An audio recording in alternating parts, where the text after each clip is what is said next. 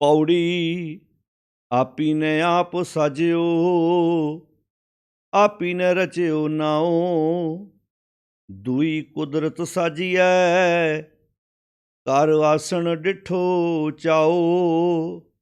दाता करता है आप तू, तुस देवै करें पसाओ। तू जानोई सब सै, दे लैसैं जिंद कवाओ। कर आसन डिठो चाओ। वाहिगुरू जी का खालसा, वाहिगुरू जी की फतेह। गुरु प्यारी साध संगत जी, सिख धर्म के बानी धन गुरु नानक साहब सच्चे पातशाह महाराज जी की रसना तो उच्चारण की हुई वार जो राग आसा दे विच जिसकी आपां विचार आरंभ करन जा रहे हाँ।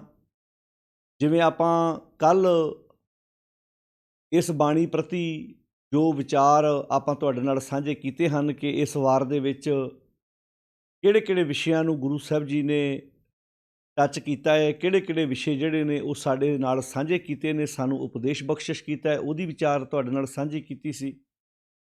नाल आपां वार की तरतीब बारे तुहाडे नाल जानकारी जिहड़ी है वो साझी करन दी आपां कोशिश कीती है। दोबारा संखेप शब्दां 'च एक बार मैं गल दोहरा दिन्ना तां कि जिहड़ी लड़ी है वो बन सके। कई ਸਰੋਤਿਆਂ ने हो सकता है कल वाले विचार ना सुने होण, उन्हां नूं सौखियां समझ लग सके। वैसे तां ਜਦੋਂ ਆਪਾਂ ਇਸ ਬਾਣੀ ਦੀ ਭੂਮਿਕਾ ਬੱਧੀ ਸੀ ਉਦੋਂ ਆਪਾਂ ਸਾਰੀਆਂ ਗੱਲਾਂ ਜਿਹੜੀਆਂ ਤੁਹਾਡੇ ਨਾਲ ਸਾਂਝੀਆਂ ਕਰ ਚੁੱਕੇ ਹਾਂ, ਪਰ ਸੰਖੇਪ ਸ਼ਬਦਾਂ 'ਚ ਇੱਕ ਵਾਰ ਮੈਂ ਗੱਲ ਦੁਹਰਾ ਦਿੰਦਾ ਤਾਂ ਕਿ ਲੜੀ ਜਿਹੜੀ ਹੈ ਉਹ ਸੌਖੀ ਬਚ ਸਕੇ ਤੇ ਸਾਨੂੰ ਗੱਲ ਸਮਝ ਲੱਗ ਸਕੇ ਗੁਰੂ ਪਾਤਸ਼ਾਹ ਜੀ ਨੇ ਕੀ ਉਪਦੇਸ਼ ਸਾਨੂੰ ਬਖਸ਼ਿਸ਼ ਕੀਤਾ ਹੈ। ਜਿਵੇਂ ਕਿ ਇਹ ਰਾਗ ਆਸਾ ਦੇ ਵਿੱਚ ਉਚਾਰਨ ਕੀਤੀ ਜਿਹੜੀ ਵਾਰ ਹੈ, ਇਹਦੀਆਂ ਕੁੱਲ 24 ਪੌੜੀਆਂ ਨੇ ਤੇ ਇੱਕ ਇੱਕ ਪੌੜੀ ਦੇ ਨਾਲ 2-2 3-3 4-4 5-5 ਸਲੋਕ ਜਿਹੜੇ ਆ ਗੁਰੂ ਪਾਤਸ਼ਾਹ ਜੀ ਨੇ ਅੰਕਿਤ ਕੀਤੇ ਨੇ। ਇਸ ਬਾਣੀ ਦੇ ਵਿੱਚ ਗੁਰੂ ਨਾਨਕ ਸਾਹਿਬ ਮਹਾਰਾਜ ਜੀ ਦੇ ਅਤੇ ਧੰਨ ਗੁਰੂ ਅੰਗਦ ਸਾਹਿਬ ਸੱਚੇ ਪਾਤਸ਼ਾਹ ਮਹਾਰਾਜ ਜੀ ਦੇ ਸਲੋਕ ਜਿਹੜੇ ਨੇ ਉਹ ਦਰਜ ਨੇ। ਤੇ ਜਿਵੇਂ ਆਪਾਂ ਤੁਹਾਡੇ ਨਾਲ ਕੱਲ ਵਿਚਾਰ ਸਾਂਝੀ ਕੀਤੀ ਸੀ ਕਿ ਬਾਣੀ ਜਿਹੜੀ ਹੈ ਜਿਵੇਂ ਆਪਾਂ ਸਲੋਕ ਤੇ ਪੌੜੀਆਂ ਦਾ ਪਾਠ ਕਰਦੇ ਹਾਂ, ਤੁਸੀਂ ਵੇਖਿਆ ਹੋਵੇਗਾ ਸਲੋਕਾਂ ਵਿੱਚ ਕਦੀ ਵੀ ਰਹਾਉ ਦਾ ਬੰਦ ਨਹੀਂ ਆਉਂਦਾ, ਨਾ ਪੌੜੀ ਵਿੱਚ ਰਹਾਉ ਦਾ ਬੰਦ ਆਉਂਦਾ। ਸ਼ਬਦਾਂ ਵਿੱਚ ਜ਼ਰੂਰ ਰਹਾਉ ਦਾ ਬੰਦ ਆਉਂਦਾ ਹੈ, ਪਰ ਇਹ ਜਿਹੜੀਆਂ ਦੋ ਵਾਰਾਂ ਨੇ 22 ਵਾਰਾਂ ਵਿੱਚੋਂ ਇੱਕ ਰਾਮਕਲੀ ਰਾਗ ਅੰਦਰ ਜਿਹੜੀ ਵਾਰ ਹੈ ਗੁਰੂ ਅਮਰਦਾਸ ਜੀ ਦੀ, ਉਸ ਵਿੱਚ ਇੱਕ ਰਹਾਉ ਦਾ ਬੰਦ ਹੈ ਤੇ ਇੱਕ ਵਾਰ ਜਿਹੜੀ ਆਸਾ ਰਾਗ ਦੇ ਅੰਦਰ ਉਚਾਰਨ ਕੀਤੀ ਇਹਦੇ ਵਿੱਚ ਰਹਾਉ ਦਾ ਬੰਦ ਹੈ। ਤੇ ਅੱਜ ਆਪਾਂ ਵਿਚਾਰ ਆਰੰਭ, ਕਿਉਂਕਿ ਜਿੰਨੀ ਵੀ ਇਹ ਵਾਰ ਹੈ ਰਹਾਉ ਦੇ ਬੰਦ ਦੀਆਂ ਹੀ ਪ੍ਰਕਰਮਾ ਕਰਦੀ, ਉਸੇ ਵਿਸ਼ੇ ਦੇ ਉੱਤੇ ਜਿਵੇਂ ਆਪਾਂ ਜਪ ਬਾਣੀ ਦੀ ਪਿੱਛੇ ਵਿਚਾਰ ਕੀਤੀ ਸੀ ਵੀ ਕਿਵੇਂ ਸਚਿਆਰਾ ਹੋਈ ਹੈ, ਕਿਵੇਂ ਕੂੜੇ ਟੁੱਟੇ ਪਾਲ, ਹੁਕਮ ਰਜ਼ਾਈ ਚੱਲਣਾ ਨਾਨਕ ਲਿਖਿਆ ਨਾਲ। ਆਪਾਂ ਸਾਰੀ ਜਦੋਂ ਬਾਣੀ ਦੀ ਵਿਚਾਰ ਕੀਤੀ ਹੈ ਤੇ ਕੇਂਦਰ ਬਿੰਦੂ ਜਿਹੜਾ ਵਾ ਉਹ ਰਹਾਉ ਦਾ ਬੰਦ ਹੀ ਰਿਹਾ ਵੀ ਕਿਵੇਂ ਮਨੁੱਖ ਸੱਚਾ ਬਣੇ ਤੇ ਸੱਚਾ ਬਣਨ ਵਾਸਤੇ ਮਨੁੱਖ ਕਿਹੜੇ ਕਿਹੜੇ ਆਪਣੇ ਵੱਲੋਂ ਮਿਥੇ ਹੋਏ ਕਰਮ ਕਰਦਾ ਵੀ ਸ਼ਾਇਦ ਇਸ ਕਰਮ ਦੇ ਨਾਲ ਮੈਂ ਸੱਚਾ ਬਣ ਸਕਾਂ। ਉਹਨਾਂ ਸਾਰੇ ਕਰਮ ਕਾਂਡਾਂ ਦਾ ਸਤਿਗੁਰ ਜੀ ਨੇ ਜਿਹੜਾ ਹੈ ਉਹ ਨਿਖੇੜਾ ਕਰਕੇ ਸਾਨੂੰ ਸਮਝਾਉਣ ਦਾ ਯਤਨ ਕੀਤਾ। ਇੱਥੇ ਵੀ ਇਸ ਬਾਣੀ ਦੇ ਵਿੱਚ ਵੀ ਗੁਰੂ ਨਾਨਕ ਸਾਹਿਬ ਮਹਾਰਾਜ ਜੀ ਨੇ ਜੋ 12 ਨੰਬਰ ਜਿਹੜੀ ਪੌੜੀ ਹੈ, ਪੜ੍ਹਿਆ ਹੋਵੇ ਗੁਨਾਹਗਾਰ, ਉਸ ਪੌੜੀ ਦੇ ਨਾਲ ਜਿਹੜੇ 5 ਸਲੋਕ ਆਏ ਨੇ। ਪਹਿਲੇ ਸਲੋਕ ਤੋਂ ਬਾਅਦ ਪਹਿਲਾ ਸਲੋਕ ਹੈ ਦੁੱਖ ਦਾਰੂ ਸੁਖ ਰੋਗ ਪਿਆ, ਉਸ ਸਲੋਕ ਤੋਂ ਬਾਅਦ ਰਹਾਉ ਦਾ ਬੰਦ ਹੈ, ਉਸ ਤੋਂ ਬਾਅਦ ਮੁੜ ਕੇ ਜਿਹੜਾ ਅਗਲਾ ਸਲੋਕ ਜਿਹੜਾ ਆਰੰਭ ਹੁੰਦਾ ਹੈ ਤੇ ਰਹਾਉ ਦਾ ਬੰਦ ਹੈ ਬਲਹਾਰੀ ਕੁਦਰਤ ਵਸਿਆ, ਤੇਰਾ ਅੰਤ ਨਾ ਜਾਈ ਲਖਿਆ ਰਹਾਉ। ਇਹ ਆਸਾ ਰਾਗ ਦੇ ਅੰਦਰ ਉਚਾਰਨ ਕੀਤੀ, ਕਿਉਂਕਿ ਮੈਂ ਕੱਲ ਵੀ ਤੁਹਾਡੇ ਨਾਲ ਗੱਲ ਸਾਂਝੀ ਕੀਤੀ ਸੀ ਕਿ ਵਾਰ ਗੁਰੂ ਨਾਨਕ ਸਾਹਿਬ ਜੀ ਦੀ ਹੈ, ਰਾਗ ਆਸਾ ਦੇ ਵਿੱਚ ਹੈ, ਪਰ ਆਪਾਂ ਅਕਸਰ ਬੋਲਣ ਵਿੱਚ ਇੱਦਾਂ ਬੋਲ ਦਿੰਦੇ ਹਾਂ ਵੀ ਆਸਾ ਕੀ ਵਾਰ। ਹੁਣ ਵਾਰ ਤਾਂ ਗੁਰੂ ਨਾਨਕ ਸਾਹਿਬ ਜੀ ਦੀ ਹੈ, ਆਸਾ ਰਾਗ ਵਿੱਚ ਹੈ। ਆਸਾ ਕੀ ਵਾਰ ਆਪਾਂ ਆਮ ਆਪਣੀ ਬੋਲੀ ਵਿੱਚ ਇਹ ਸ਼ਬਦ ਬੋਲਦੇ ਨੇ ਵੀ ਆਸਾ ਕੀ ਵਾਰ ਦਾ ਪਾਠ ਹੋ ਰਿਹਾ ਜੀ, ਜਾਂ ਆਸਾ ਕੀ ਵਾਰ ਦਾ ਕੀਰਤਨ ਹੈ, ਪਰ ਤੁਸੀਂ ਬਾਣੀ ਵਿੱਚ ਆਰੰਭ ਵਿੱਚ, ਕਿਉਂਕਿ ਜਦੋਂ ਆਪਾਂ ਸਲੋਕਾਂ ਦਾ ਪਾਠ ਕਰਾਂਗੇ ਉਹਦੇ ਨਾਲ ਜਦੋਂ ਆਪਾਂ ਆਰੰਭ ਵਿੱਚ ਭੂਮਿਕਾ ਪੜ੍ਹਾਂਗੇ ਉੱਥੇ ਸਿਰਫ ਆਸਾ ਮਹਲਾ ਪਹਿਲਾ ਲਿਖਿਆ ਹੋਇਆ ਹੈ, ਉੱਥੇ ਆਸਾ ਕੀ ਵਾਰ ਜਿਹੜਾ ਸ਼ਬਦ ਹੈ ਉਹ ਨਹੀਂ ਹੈਗਾ। ਤਾਂ ਉਹ ਸਾਡੀ ਬੋਲੀ ਵਿੱਚ ਆਮ ਹੌਲੀ ਹੌਲੀ ਇਹ ਸ਼ਬਦ ਜੁੜ ਜਾਂਦੇ ਨੇ। ਤਾਂ ਖੈਰ ਇਹ ਜਿਹੜਾ ਆਪਾਂ ਹੁਣੇ ਅੱਜ ਪੌੜੀ ਦਾ, ਕਿਉਂਕਿ ਤੁਸੀਂ ਨੋਟ ਕੀਤਾ ਹੋਣਾ ਕਿ ਆਪਾਂ ਇਹ ਪੌੜੀ ਦਾ ਪਾਠ ਪਹਿਲਾਂ ਕੀਤਾ, ਕਿਉਂਕਿ ਜਿਹੜੇ ਸਲੋਕ ਨੇ ਉਹ ਪੌੜੀਆਂ ਨਾਲ ਬਾਅਦ ਵਿੱਚ ਐਡ ਕੀਤੇ ਗਏ ਨੇ ਗੁਰੂ ਅਰਜਨ ਸਾਹਿਬ ਮਹਾਰਾਜ ਜੀ ਵੱਲੋਂ। ਅਤੇ ਆਪਾਂ ਇੰਝ ਸਮਝਾਂਗੇ, ਪਹਿਲਾਂ ਆਪਾਂ ਵਿਚਾਰ ਪੌੜੀ ਤੋਂ ਆਰੰਭ ਕਰਾਂਗੇ, ਫਿਰ ਆਪਾਂ ਇਸ ਤੋਂ ਬਾਅਦ ਜਿਹੜੇ ਸਲੋਕ ਆਏ ਨੇ ਉਹਨਾਂ ਦੀ ਵਿਚਾਰ ਤਰਤੀਬ ਦੇ ਨਾਲ ਤੁਹਾਡੇ ਨਾਲ ਸਾਂਝੀ ਕਰਾਂਗੇ। ਅਤੇ ਹਰ ਸਲੋਕ ਨੂੰ ਆਪਾਂ ਪੌੜੀ ਦੀ ਵਿਚਾਰ ਨਾਲ ਮੇਲ ਕੇ ਵੇਖਣਾ ਵੀ ਪੌੜੀ ਵਿੱਚ ਗੁਰੂ ਸਾਹਿਬ ਜੀ ਨੇ ਕਿਹੜੇ ਵਿਚਾਰ ਦਿੱਤੇ ਨੇ ਤੇ ਸ਼ਲੋਕਾਂ ਵਿੱਚ ਉਸੇ ਵਿਚਾਰ ਦੀ ਅੱਗੇ ਪ੍ਰੋੜਤਾ ਕੀਤੀ ਗਈ ਹੋਈ ਹੈ। ਤੋ ਖੈਰ ਰਹਾਉ ਦਾ ਬੰਦੇ ਬਲਿਹਾਰੀ ਕੁਦਰਤ ਵਸਿਆ, ਮੈਂ ਕੁਰਬਾਨ ਜਾਨਾ ਹਾਂ ਮਾਲਕ ਜੀ, ਤੁਸੀਂ ਕੁਦਰਤ ਨੂੰ ਬਣਾ ਕੇ ਉਹਦੇ ਵਿੱਚ ਆਪ ਵਸੇ ਹੋਏ ਹੋ। ਬਲਿਹਾਰੀ ਕੁਦਰਤ ਵਸਿਆ, ਨਾਲ ਕਹਤਾ ਤੇਰਾ ਅੰਤ ਨਾ ਜਾਈ ਲਖਿਆ। ਵਸੇ ਤੁਸੀਂ ਕੁਦਰਤ ਵਿੱਚ ਹੋ, ਪਰ ਮੈਂ ਤੁਹਾਡਾ ਅੰਤ ਨਹੀਂ ਜਾਣ ਸਕਦਾ, ਤੁਸੀਂ ਬੇਅੰਤ ਹੋ। ਅੰਤ ਕਾਰਨ ਕੀਤੇ ਬਿਲ ਨਾਹੀਂ ਤਾਂ ਕਿ ਅੰਤ ਨਾ ਪਾਏ ਜਾਏ। ਹੁਣ ਆਪਾਂ ਉਸ ਰਹਾਉ ਦੇ ਬੰਦ ਨੂੰ ਇੱਥੇ ਪੌੜੀ ਨਾਲ ਜੋੜ ਕੇ ਵੇਖੋ।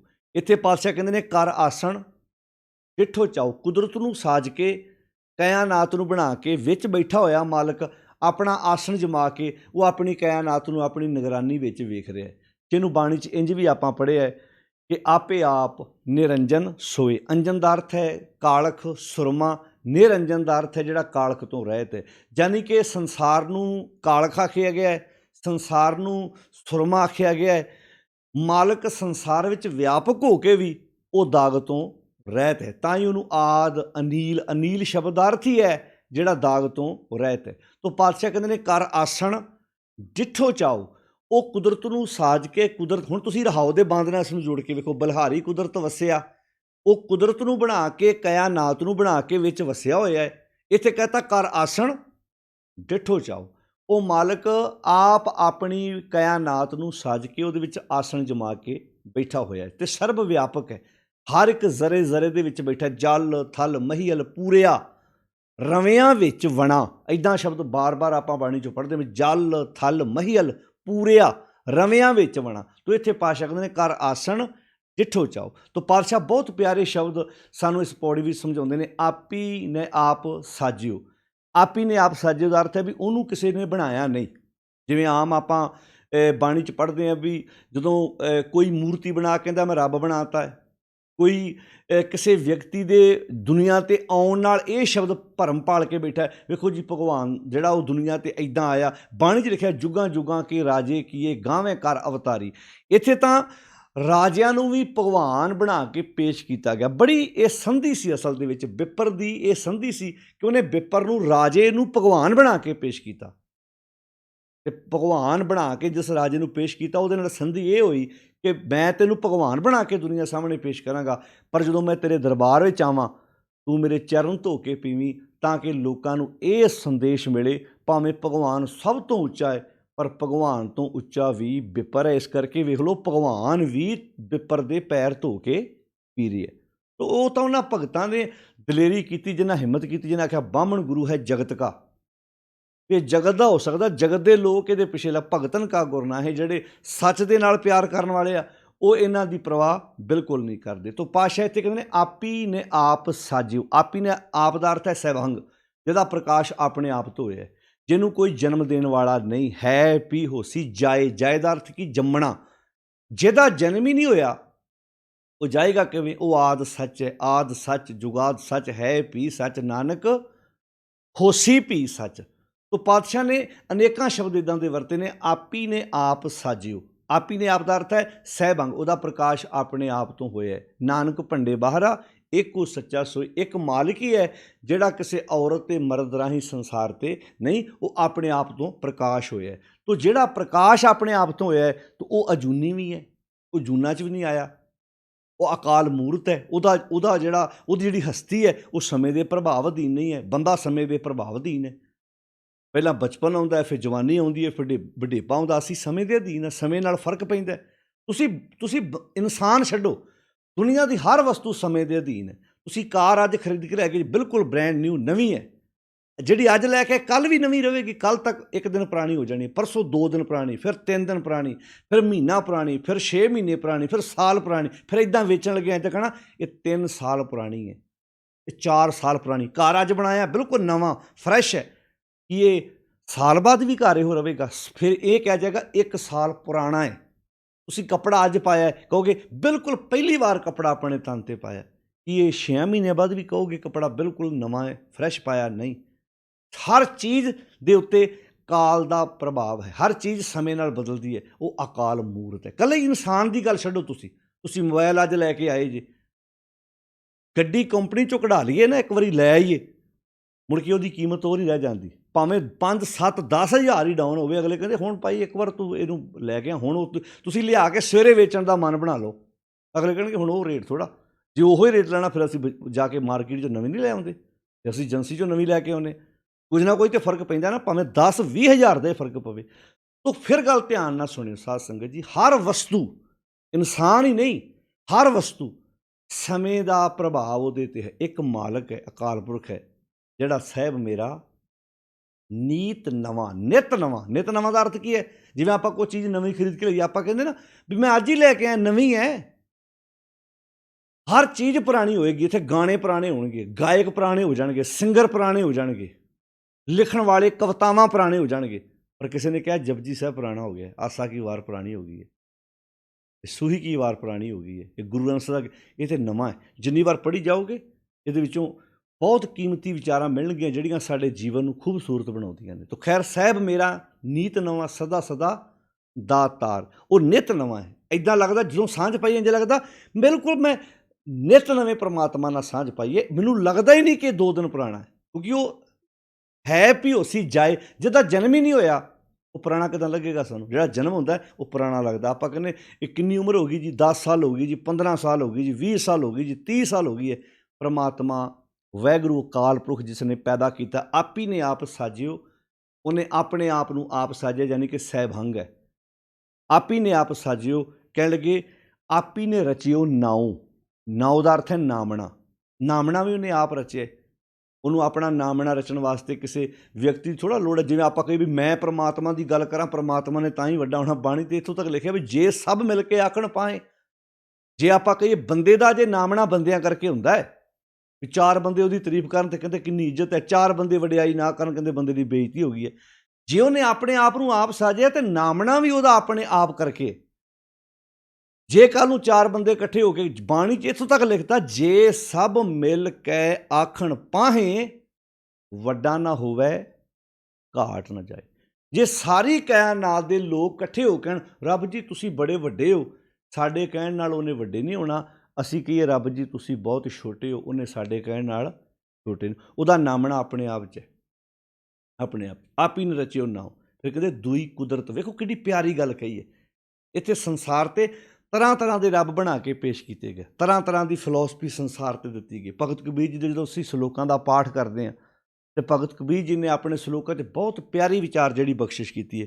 ਕਬੀਰ ਠਾਕੁਰ ਪੂਜੈ ਮੋਲ ਲੇ। ਠਾਕੁਰ ਮੀਨਿੰਗ ਪੱਥਰ।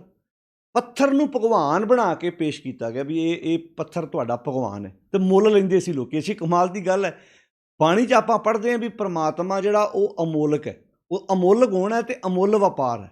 ਅਮੁੱਲ ਵਪਾਰੀਏ ਮੁੱਲ ਭੰਡਾਰ। ਉਹਦੇ ਬਾਰੇ ਲਿਖਿਆ ਵੀ ਕੀਮਤ, ਉਹਦੀ ਕੀਮਤ ਨਹੀਂ ਪਾਈ ਜਾ ਸਕਦੀ। ਇੱਥੇ ਭਗਵਾਨ ਪਹਿਲਾਂ ਪੱਥਰ ਦਾ ਬਣਾਇਆ, ਫਿਰ ਉਹਨੂੰ ਭਗਵਾਨ ਕਿਹਾ ਗਿਆ, ਫਿਰ ਉਹਦੀ ਕੀਮਤ ਲਈ ਗਈ ਹੈ, ਭਗਵਾਨ ਇੰਨੇ ਦਾ। ਕਹਿੰਦੇ ਕਬੀਰ ਠਾਕੁਰ ਪੂਜੈ ਮੋਲ ਲੇ। ਠਾਕੁਰ ਨੂੰ ਪੂਜਦੇ ਨੇ ਮੁੱਲ ਲੈ ਕੇ। ਮਨ ਹੱਠ ਤੀਰਥ ਜਾਹੇ। ਮਨ ਹੱਠ ਤੀਰਥ ਜਾਹੇ ਦਾ ਅਰਥ ਕੀ ਹੈ? ਆਪਣੇ ਮਨ ਦੇ ਹੱਠ ਕਰਕੇ ਤੀਰਥਾਂ 'ਤੇ ਜਾਂਦੇ ਨੇ ਅਤੇ ਠਾਕੁਰ ਨੂੰ ਪੈਸੇ ਦੇ ਕੇ ਖਰੀਦਦੇ ਨੇ ਵੀ ਆਹ ਠਾਕੁਰ ਭਗਵਾਨ ਮੈਂ ਖਰੀਦ ਲਿਆ। ਹੁਣ ਜਿੰਨੇ ਜਦੋਂ ਕੋਈ ਪੈਸੇ ਵੱਧ ਉਹਨਾਂ ਉਹਨੇ ਭਗਵਾਨ ਵੱਡਾ ਖਰੀਦਿਆ। ਇੱਥੇ ਸੋਨੇ ਦੇ ਵੀ ਬਣਾ ਕੇ ਵੇਚੇ ਗਏ ਭਗਵਾਨ, ਪੱਥਰ ਦੇ ਵੀ। ਜਿੰਨਾ ਜੇ ਮਾੜਾ ਜਿਹਾ ਕੋਈ ਬੰਦਾ ਉਹਦੇ ਕੋਲ ਭਗਵਾਨ ਵੀ ਉੱਦਾਂ ਦਾ। ਇੱਥੇ ਭਗਵਾਨ ਇੱਦਾਂ ਦੇ ਬਣਾ ਕੇ ਵੇਚੇ ਗਏ। ਕਬੀਰ ਠਾਕੁਰ ਪੂਜੈ ਮੋਲ ਲੇ, ਮਨ ਹੱਠ ਤੀਰਥ ਜਾਹੇ, ਦੇਖਾ ਦੇਖੀ ਸਵਾਂਗ ਧਾਰ। ਸਵਾਂਗ ਦਾ ਅਰਥ ਪਤਾ ਕੀ ਹੁੰਦਾ? ਅਸਲ ਦੀ ਨਕਲ ਕਰਨੀ। ਜਿਵੇਂ ਆਪਾਂ ਕਹਿੰਦੇ ਅਸਲ ਦੀ ਨਕਲ ਕਰਨੀ ਨੂੰ ਸਵਾਂਗ ਕਹਿੰਦੇ ਆ। ਅਸਲ ਤੇ ਹੈ ਨਹੀਂ ਬੰਦਿਆਂ ਕੋਲ, ਸਵਾਂਗ ਧਾਰ ਲਿਆ। ਰੱਬ ਤੇ ਅਸਲੀ ਰੱਬ ਬਾਰੇ ਪਤਾ ਨਹੀਂ, ਅਸਲੀ ਰੱਬ ਦੀ ਡੈਫੀਨੇਸ਼ਨ ਦਾ ਪਤਾ ਨਹੀਂ। ਸਵਾਂਗ ਧਾਰ ਤੇ ਭੁੱਲੇ ਭਟਕਾ ਖਾਹੇ। ਭੁੱਲੇ ਭਟਕੇ ਕੁਰਾਏ ਪਏ ਹੋਏ ਨੇ, ਗਲਤ ਰਸਤੇ ਪੈ ਗਏ। ਹੁਣ ਉਹ ਮਾਲਕ ਸੀ ਜਿਹਨੇ ਆਪਣੇ ਆਪ ਨੂੰ ਆਪ ਸਾਜਿਆ ਸੀ। ਇੱਥੇ ਬੰਦੇ ਨੇ ਪੱਥਰ ਨੂੰ ਰੱਬ ਬਣਾ ਕੇ ਤਾਂ ਆਹ ਰੱਬ ਪੂਜੋ। ਇਹੋ ਵਜ੍ਹਾ ਸੀ। ਤੱਤੀਆਂ ਤਵੀਆਂ 'ਤੇ ਬੈਠਣਾ, ਦੇਗ ਵਿੱਚ ਉਬਾਲੇ ਖਾਣੇ, ਭਗਤ ਕਬੀਰ ਜੀ ਵਰਗੇ ਯੋਧੇ ਨੂੰ ਹਾਥੀਆਂ ਕੇ ਬੰਨ੍ਹ ਕੇ ਸੱਟਣਾ। ਏਡੀ ਵੱਡੀ ਪੁਰਾਣੀ ਉਹਨਾਂ ਦੀ ਵਿਚਾਰਧਾਰਾ ਉੱਤੇ ਚੋਟ ਜਦੋਂ ਵੱਜ ਰਹੀ ਸੀ, ਕਿੱਦਾਂ ਅਗਲੇ ਬੈਠ ਜਾਂਦੇ ਘਰ ਜੀ ਆਰਾਮ ਨਾਲ। ਜਿਨ੍ਹਾਂ ਨੇ ਪੱਥਰਾਂ ਦੇ ਟੁਕੜਿਆਂ ਨੂੰ ਰੱਬ ਬਣਾ ਕੇ ਦੁਨੀਆ ਸਾਹਮਣੇ ਪੇਸ਼ ਕੀਤਾ। ਐਵੇਂ ਥੋੜ੍ਹਾ ਕਿਸੇ ਵਿਦਵਾਨ ਨੇ ਆਖਿਆ ਸੀ कि बुतों क्या खूब तरक्की की, जब तराशे ना थे तो पत्थर थे, तराशे गए तो खुदा बन गए। बुतों बड़ी तरक्की की, इन्नी तरक्की तो बंदे ने नहीं की। ਜਿੰਨੀ ਤਰੱਕੀ ਤੁਸੀਂ ਕਰ ਲਈ ਵੀ ਪੱਥਰ ਦਾ ਟੁਕੜਾ ਸੀ ਤੁਸੀਂ। ਅੱਛਾ ਕਮਾਲ ਦੀ ਗੱਲ ਤੁਸੀਂ ਵੇਖੋ, ਉਹ ਪੱਥਰ ਦਾ ਪੀਸ ਉਹਦੇ 'ਤੇ ਬੰਦਾ ਬਹਿ ਜਾਂਦਾ ਹੈ। ਉਹ ਪੱਥਰ ਦਾ ਪੀਸ ਹੈ, ਉੱਤੇ ਬੰਦਾ ਪੈਰ ਰੱਖਦਾ ਹੈ, ਪੈਰ ਰੱਖ ਕੇ ਅੱਗੇ ਲੰਘ ਜਾਂਦਾ ਹੈ। ਪਰ ਉਸੇ ਪੱਥਰ ਨੂੰ ਕਿਸੇ ਬੰਦੇ ਦਾ ਹੱਥ ਲੱਗ ਜੇ, ਉਹਦਾ ਨੱਕ ਬੁੱਲ੍ਹ ਤਿਆਰ ਕਰਕੇ ਮੂਰਤੀ ਬਣਾ ਦੇ, ਹੁਣ ਪੈਰ ਰੱਖਣ ਨੂੰ ਦਿਲ ਕਰਦਾ, ਹੁਣ ਤੇ ਮੱਥੇ ਟੇਕਦਾ। ਉਹ ਫਿਰ ਟੁਕੜਾ ਵੀ ਪੱਥਰ ਦਾ ਦੇਣਾ, ਬੰਦਿਆ ਤੇਰਾ ਧੰਨਵਾਦ, ਮਿਹਰਬਾਨੀ ਤੇਰੀ, ਤੂੰ ਮੈਨੂੰ ਮਾੜਾ ਤਰਾਸ਼ਿਆ ਕਿ ਆ ਵੇਖ ਲੈ ਚੰਗੇ ਭਲੇ ਬੰਦੇ ਤਬਕੀ ਜਾਂਦੇ ਮੇਰੇ ਪੈਰਾਂ ਤੇ, ਮੇਰੇ ਗਾੜੀ ਮੱਥੇ ਟੇਕੀ ਜਾਂਦੇ, ਤੇਰਾ ਧੰਨਵਾਦ। बुत्तो क्या खूब तरक्की की, जब तराशे ना थे तो पत्थर थे, तराशे गए तो खुदा बन गए। ਹੁਣ ਇਸ ਗੱਲ ਨੂੰ ਬੰਦੇ ਤੇ ਵੀ ਲਾ ਲਿਓ, ਬੰਦਾ ਉਹੋ ਹੀ ਹੁੰਦਾ, ਕਰਮ ਕਾਂਡ ਕਰਦਾ, ਪਖੰਡ ਕਰਦਾ, ਲੁੱਟਾਂ ਖੋਹਾਂ ਕਰਦਾ, ਧਾੜਵੀ ਬਣਿਆ ਰਹਿੰਦਾ। ਬਸ ਧਾਰਮਿਕ ਵਰਦੀ ਪਾ ਲੈ, ਵੱਡੇ ਵੱਡੇ ਅਫਸਰ ਵੀ ਆਣ ਕੇ, ਵੱਡੇ ਵੱਡੇ ਬਿਜ਼ਨਸਮੈਨ ਵੀ ਆਣ ਕੇ ਬੰਦੇ ਦੇ ਅੱਗੇ ਮੱਥੇ ਟੇਕਦੇ ਨੇ। ਹੁਣ ਬੰਦੇ ਨੂੰ ਤਾਂ ਪਤਾ ਹੁੰਦਾ ਵੀ ਮੈਂ ਅੰਦਰੋਂ ਕੀ ਆ, ਤਾਂ ਹੀ ਤਾਂ ਗੁਰੂ ਹੁਣ ਸੱਜਣ ਦੀ ਪਹਿਚਾਣ ਗੁਰੂ ਨਾਨਕ ਸਾਹਿਬ ਕਰ ਪਾਏ। ਆਮ ਬੰਦੇ ਨੂੰ ਤਾਂ ਪਹਿਚਾਣ ਹੀ ਨਹੀਂ ਹੋਈ। ਕੱਲੀ ਪੱਥਰ ਦੀ ਨਹੀਂ, ਬੰਦਿਆਂ ਨੂੰ ਵੀ ਲੋਕਾਂ ਨੇ ਇੱਥੇ ਭਗਵਾਨ ਬਣਾ ਕੇ ਪੇਸ਼ ਕੀਤਾ, ਜਿਨ੍ਹਾਂ ਦੇ ਅੰਦਰ ਉਹ ਕੁਆਲਿਟੀ ਵੈਸੇ ਬਾਣੀ ਵਿੱਚ ਬਾਰ-ਬਾਰ ਲਿਖਿਆ ਹੈ, ਜਦੋਂ ਬੰਦੇ ਅੰਦਰ ਗੁਣ ਆਉਣਗੇ ਨਾ, ਉਹ ਬੰਦਾ ਫਿਰ ਕਿਸੇ ਨਾਲ ਧੱਕਾ ਨਹੀਂ ਕਰੇਗਾ, ਜ਼ੁਲਮ ਨਹੀਂ ਕਰੇਗਾ। ਤਾਂ ਪਾਤਸ਼ਾਹ ਇੱਥੇ ਬੜੇ ਪਿਆਰੇ ਬਚਨ ਸਾਨੂੰ ਸਮਝਾਉਂਦੇ ਨੇ। ਹਾਂ, ਜਦੋਂ ਬੰਦਾ ਰੱਬ ਦਾ ਰੂਪ ਬਣਦਾ ਹੈ ਨਾ, ਉਦੋਂ ਗੁਣਾਂ ਨਾਲ ਬਣਦਾ, ਉਦੋਂ ਫਿਰ ਪਹਿਰਾਵੇ ਕਰਕੇ ਨਹੀਂ ਬਣਦਾ ਵੀ ਇਹਦਾ ਪਹਿਰਾਵਾ ਵੇਖ ਕੇ ਲੋਕ ਪੈਰਾਂ 'ਤੇ ਮੱਥੇ ਟੇਕਦੇ ਨੇ। ਜਦੋਂ ਬਾਣੀ 'ਚ ਇਹ ਵੀ ਲਿਖਿਆ ਵੀ ਜਦੋਂ ਬੰਦਾ ਰੱਬ ਦਾ ਰੂਪ ਬਣਦਾ, ਉਹਦੇ ਵਿੱਚ ਰੱਬੀ ਗੁਣ ਆਉਂਦੇ ਨੇ, ਫਿਰ ਲੋਕ ਉਹਦੇ ਪਹਿਰਾਵੇ ਵੱਲ ਵੇਖ ਕੇ ਨਹੀਂ ਉਹਦੇ ਗਾੜੀ ਉਹਦਾ ਸਤਿਕਾਰ ਕਰਦੇ, ਉਹਦੇ ਕਿਰਦਾਰ ਨੂੰ ਵੇਖ ਕੇ ਸਤਿਕਾਰ ਕਰਦੇ, ਉਹਦੇ ਕਰੈਕਟਰ ਨੂੰ ਵੇਖ ਕੇ ਸਤਿਕਾਰ ਕਰਦੇ। ਵਰਦੀ ਉਹਨੇ ਭਾਵੇਂ ਦੁਨੀਆ ਦੀ ਕੋਈ ਵੀ ਕਿਉਂ ਨਾ ਪਾਈ ਹੋਵੇ, ਫਿਰ ਉਹਦੇ ਵਰਦੀ 'ਤੇ ਡਿਪੈਂਡ ਨਹੀਂ ਰਹਿ ਜਾਂਦਾ, ਉਹਦੇ ਕਿਰਦਾਰ ਦੀ ਗੱਲ ਆ ਜਾਂਦੀ ਹੈ, ਉਹਦੇ ਕਰੈਕਟਰ ਦੀ ਗੱਲ ਆ ਜਾਂਦੀ ਹੈ। ਤਾਂ ਖੈਰ ਇੱਥੇ ਜਿਹੜੀ ਗੱਲ ਭਗਤ ਕਬੀਰ ਜੀ ਨੇ ਕਹੀ ਹੈ, ਕਬੀਰ ਠਾਕੁਰ ਪੂਜੇ ਮੋਲ ਲੈ, ਠਾਕੁਰ ਪੂਜਦੇ ਨੇ ਮੁੱਲ ਲੈ ਕੇ। ਮਨ ਹੱਠ ਤੀਰਥ ਜਾਹੇ, ਮਨ ਹੱਠ, ਵੈਸੇ ਇਹ ਮਨ ਹੱਠ ਪਤਾ ਕੀ ਹੈ, ਕਈ ਵਾਰੀ ਜਾਣ ਨੂੰ ਜੀ ਨਹੀਂ ਕਰਦਾ ਹੁੰਦਾ, ਪਰ ਮਨ ਦਾ ਹੱਠ ਹੁੰਦਾ। ਤੁਸੀਂ ਵੇਖਿਓ ਜਿਹੜੇ ਲੋਕ ਆ ਮੱਸਿਆ ਸੰਗਰਾਂਦਾਂ 'ਤੇ ਨਹਾਉਣ ਜਾਂਦੇ, ਕਈ ਵਾਰੀ ਘਰ ਬਹੁਤ ਜ਼ਰੂਰੀ ਕੰਮ ਹੁੰਦਾ, ਧੀ ਨੂੰ ਦਵਾਈ ਦਿਵਾਉਣੀ ਹੁੰਦੀ ਹੈ, ਘਰ 'ਚ ਮਾਂ ਬਿਮਾਰ ਹੁੰਦੀ ਹੈ, ਪਿਤਾ ਬਿਮਾਰ ਹੁੰਦਾ, ਘਰ 'ਚ ਬਹੁਤ ਜ਼ਰੂਰੀ ਕੰਮ ਹੁੰਦਾ, ਪਰ ਮਨ ਹੱਠ ਹੁੰਦਾ ਵੀ ਜੇ ਨਾ ਗਏ ਤਾਂ ਸਾਡੀ ਤਾਂ ਮਨੋਕਾਮਨਾ ਵੀ ਨਹੀਂ ਪੂਰੀ ਹੋਣੀ, ਮੈਂ ਸੁਖਣਾ ਸੁਖੀ ਹੈ। ਮਨ ਦਾ ਹੱਠ ਹੀ ਹੈ ਨਾ। ਅੱਛਾ ਕਈ ਵਾਰੀ ਇਹ ਵੀ ਛੱਡੋ, ਘਰ ਦਾ ਜੀ ਨਹੀਂ ਬਿਮਾਰ, ਜਾਣ ਵਾਲਾ ਵੀ ਬਿਮਾਰ ਹੁੰਦਾ, ਕਈ ਵਾਰੀ ਉਹਨੂੰ ਬੁਖਾਰ ਹੁੰਦਾ, ਸਰੀਰ ਠੀਕ ਨਹੀਂ ਹੁੰਦਾ, ਘਰ ਦੇ ਕਹਿੰਦੇ ਨਾ ਜਾ, ਹਾਂ ਇੱਕ ਵਾਰ ਕੀ ਹੋ ਚੱਲਿਆ, ਪਰ ਕਹਿੰਦਾ ਨਹੀਂ ਜੀ ਨਾਗਾ ਮੈਂ ਨਹੀਂ ਪਾਉਣਾ। ਮਨ ਹੱਠ ਹੈ, ਮਨ ਹੱਠ ਤੀਰਥ ਜਾਹੇ, ਦੇਖਾ ਦੇਖੀ, ਦੇਖਾ ਦੇਖੀ ਪਤਾ ਕੀ ਵੀ ਉਹਨੇ ਕੀਤਾ ਮੈਂ ਵੀ ਕਰਾਂ। ਸਾਡੇ ਲੋਕ ਬਹੁਤੇ ਦੇਖਾ ਦੇਖੀ ਕਰਦੇ, ਕੱਲੀ ਦੇਖਾ ਦੇਖੀ ਵਿਆਹਾਂ ਸ਼ਾਦੀਆਂ 'ਤੇ ਨਹੀਂ ਹੁੰਦੀ ਵੀ ਉਹਨੇ ਫਾਹ ਲਿਆ ਵਿਆਹ ਸ਼ਾਦੀ ਪੈਲਸ ਵਿੱਚ ਕੀਤਾ ਅਤੇ ਮੈਂ ਵੀ ਕਰਾਂ, ਉਹਨੇ ਆਪਣੇ ਪੁੱਤਰ ਦਾ ਆਨੰਦ ਕਾਰਜ ਉਸ ਪੈਲਸ ਵਿੱਚ ਕੀਤਾ ਅਤੇ ਮੈਂ ਵੀ ਕਰਾਂ। ਇਹ ਇਕੱਲੀ ਸੰਸਾਰ 'ਤੇ ਆਮ ਲੋਕਾਂ ਦੀ ਦੇਖਾ ਦੇਖੀ ਨਹੀਂ, ਇਹ ਧਰਮੀ ਲੋਕਾਂ 'ਚ ਵੀ ਪ੍ਰੋਬਲਮ ਹੈ ਵੀ ਜੇ ਉਹ ਤੀਰਥ ਯਾਤਰਾ 'ਤੇ ਗਿਆ ਮੈਂ ਵੀ ਗਿਆ, ਜੇ ਉਹ ਨੰਗੇ ਪੈਰੀ ਗਿਆ ਮੈਂ ਵੀ ਜਾਣਾ, ਜੇ ਉਹਨੇ ਫਲਾਣੇ ਬਾਬੇ ਕੋਲੋਂ ਪਾਠ ਕਰਾਇਆ ਤਾਂ ਮੈਂ ਵੀ ਕਰਾਉਣਾ, ਜੇ ਉਹਨੇ ਆਰਤੀਆਂ ਵਾਲਾ ਪਾਠ ਕਰਾਇਆ ਤਾਂ ਮੈਂ ਵੀ ਕਰਾ ਕੇ ਵੇਖਾਂ, ਸ਼ਾਇਦ ਸਾਡੇ 'ਤੇ ਬਖਸ਼ਿਸ਼ ਥੋੜ੍ਹੀ ਜਿਹੀ ਜ਼ਿਆਦਾ ਹੋ ਜਾਏ। ਦੇਖਾ ਦੇਖੀ ਸਵਾਂਗ, ਸਵਾਂਗ ਦਾ ਅਰਥ ਕੀ ਹੈ, ਅਸਲ ਦੀ ਨਕਲ, ਸਵਾਂਗ ਲਾਉਣਾ ਕਿਸੇ ਦਾ, ਨਕਲ ਲਾਉਣੀ। ਦੇਖਾ ਦੇਖੀ ਸਵਾਂਗ ਧਰ ਤੇ ਭੂਲੇ ਭਟਕਾ ਖਾਹੇ, ਫਿਰ ਕਹਿੰਦੇ ਕਬੀਰ ਪਾਹਨ ਪਰਮੇਸ਼ਰ ਕੀਆ, ਪੱਥਰ ਨੂੰ ਪਰਮੇਸ਼ਰ ਬਣਾਤਾ ਇੱਦਾਂ। ਤੇ ਇੱਥੇ ਕੀ ਸੀ, ਆਪੀ ਨੇ ਆਪ ਸਾਜਿਓ। ਹੁਣ ਆਹ ਵਿਚਾਰਧਾਰਾ ਅਤੇ ਉਸ ਵਿਚਾਰਧਾਰਾ 'ਚ ਫਰਕ ਵੇਖੋ, ਆਹ ਫਰਕ ਹੈ। ਇਹ ਸ਼ਲੋਕ ਭਗਤ ਕਬੀਰ ਜੀ ਵਰਗੇ ਯੋਧਿਆਂ ਨੇ ਕਾਂਛੀ ਦੇ ਗੜ੍ਹ 'ਚ ਬਹਿ ਕੇ ਉਚਾਰਨ ਕੀਤੇ। ਇੱਥੇ ਆਪੀ ਨੇ ਆਪ ਸਾਜਿਓ, ਆਪੀ ਨੇ ਰਚਿਓ ਨਾਉ।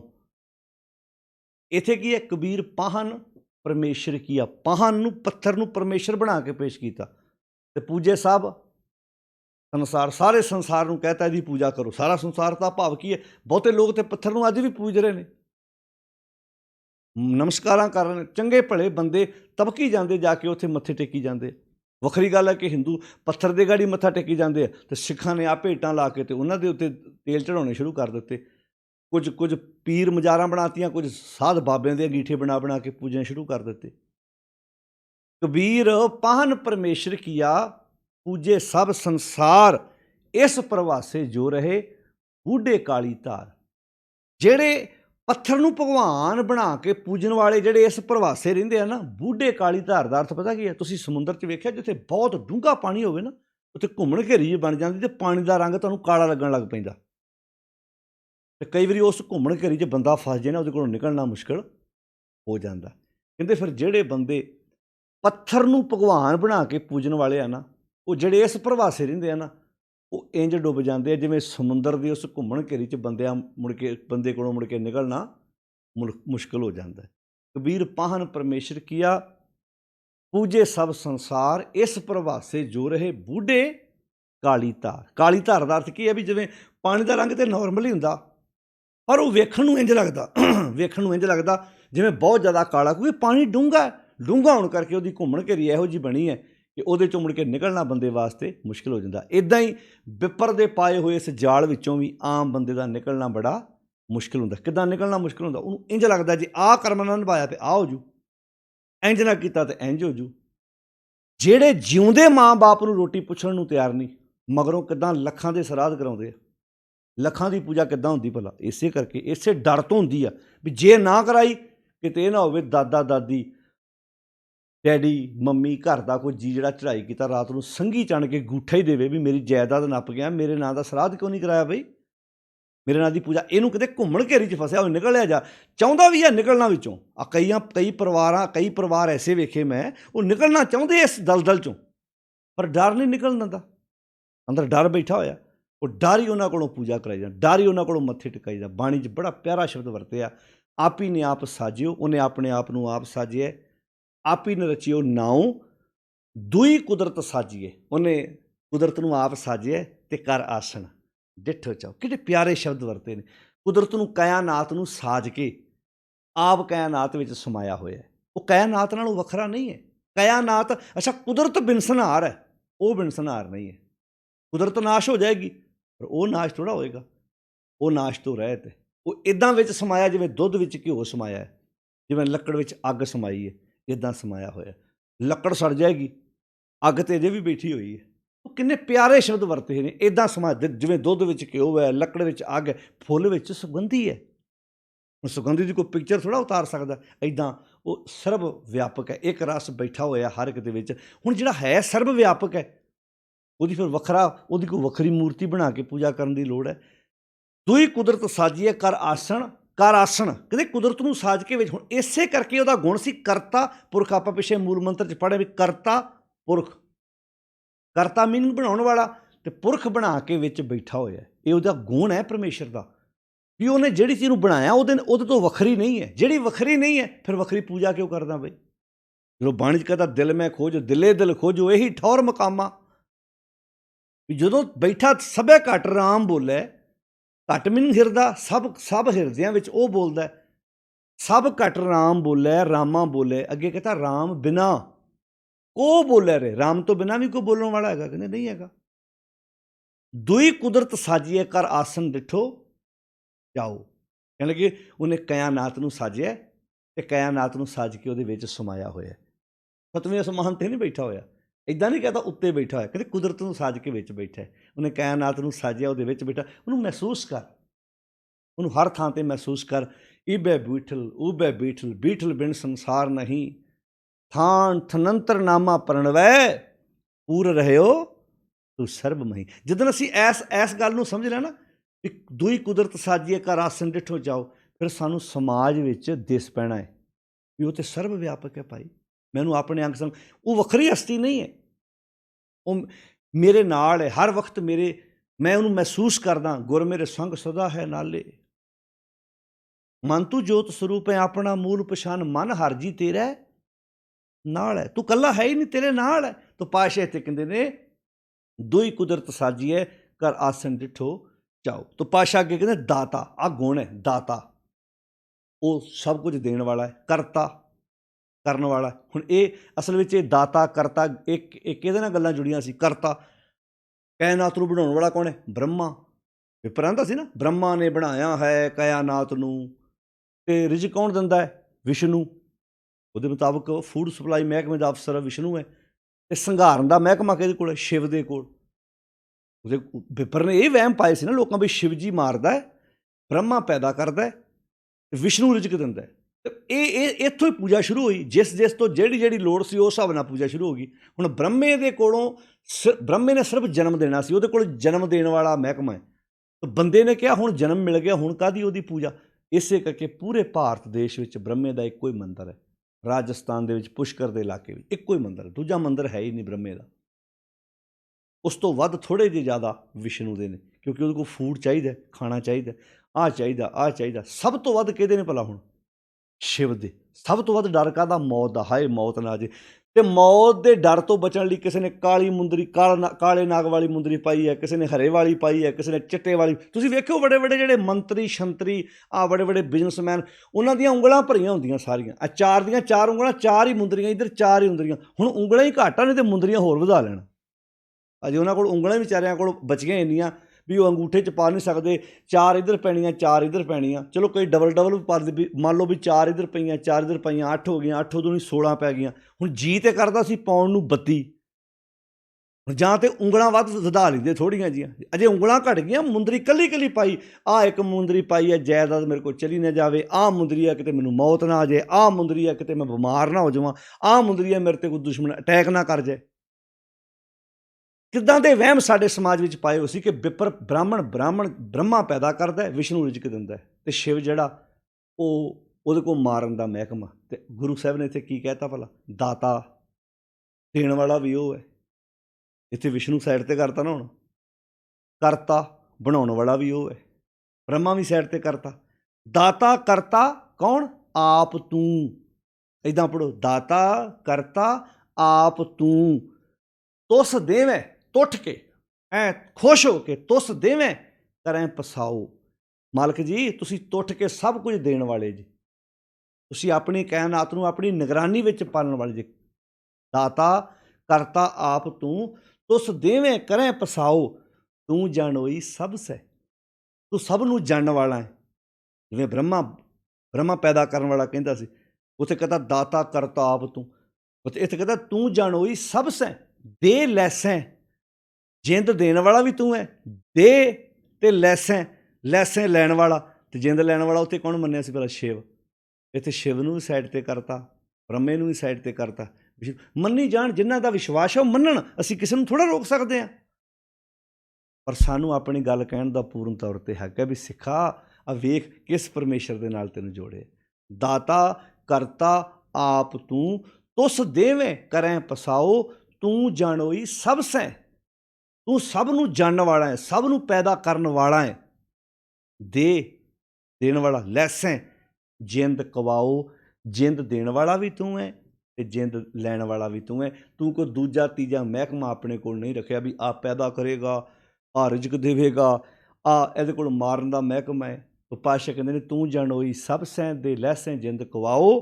ਪਾਤਸ਼ਾਹ ਕਹਿੰਦੇ ਨੇ ਕਰ ਆਸਣ ਇੱਠੋ ਚਾਓ। ਉਹ ਆਸਣ ਲਾ ਕੇ ਆਪ ਬੈਠਾ ਹੋਇਆ, ਉਹ ਆਪਣੀ ਕਾਇਨਾਤ ਵਿੱਚ ਆਪ ਸਮਾਇਆ ਹੋਇਆ। ਪਰ ਵਿਪਰ ਬੜਾ ਤੇਜ਼ ਸੀ, ਬਹੁਤ ਜ਼ਿਆਦਾ ਤੇਜ਼ ਸੀ। ਉਹਨੇ ਇੱਦਾਂ ਦੇ ਵਹਿਮ ਸਾਡੇ ਸਮਾਜ ਵਿੱਚ ਪਾਤੇ। ਉਹਨੇ ਤਰ੍ਹਾਂ ਤਰ੍ਹਾਂ ਦੇ ਭਗਵਾਨ ਘੜ ਕੇ ਲੋਕਾਂ ਸਾਹਮਣੇ ਪੇਸ਼ ਕੀਤੇ, ਜਿਵੇਂ ਆਪਾਂ ਸਲੋਕਾਂ 'ਚ ਪੜ੍ਹੇ। ਇੱਦਾਂ ਦੇ ਉਹਨੇ ਲੋਕਾਂ ਵਿੱਚ ਵਹਿਮ ਪਾਤੇ, ਲੋਕਾਂ ਨੂੰ ਇੱਦਾਂ ਦਾ ਉਲਝਾਇਆ ਜਿਵੇਂ ਡਾਕੂ ਨਹੀਂ, ਧਾੜਵੀ ਨਹੀਂ ਰਸਤੇ ਦੇ ਵਿੱਚ ਗਨ ਲੈ ਕੇ ਲੁੱਟਦਾ।